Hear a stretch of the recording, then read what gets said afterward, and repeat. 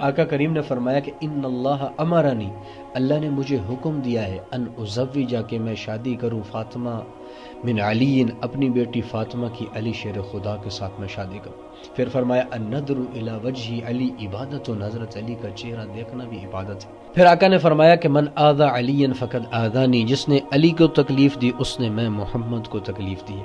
آپ احادیث کی کتب کھول کر دیکھیں، یہ ایک روایت آپ کو ہر کتاب کے اندر مناقب علی کے اندر نظر آئے گی۔ علی لا یحبک الا مومن، علی تم سے محبت وہی کرے گا جو ایمان والا ہوگا۔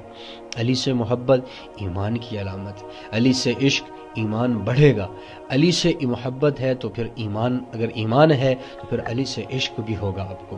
پھر آگے فرمایا ولا یبغضک الا منافق، اے علی تم سے وہی بغض رکھے گا جس کا سینہ ایمان سے خالی ہوگا۔ جو ایمان سے سینہ خالی ہوگا وہ علی سے بغض رکھے گا، وہ منافق ہوگا۔ آقا کریم نے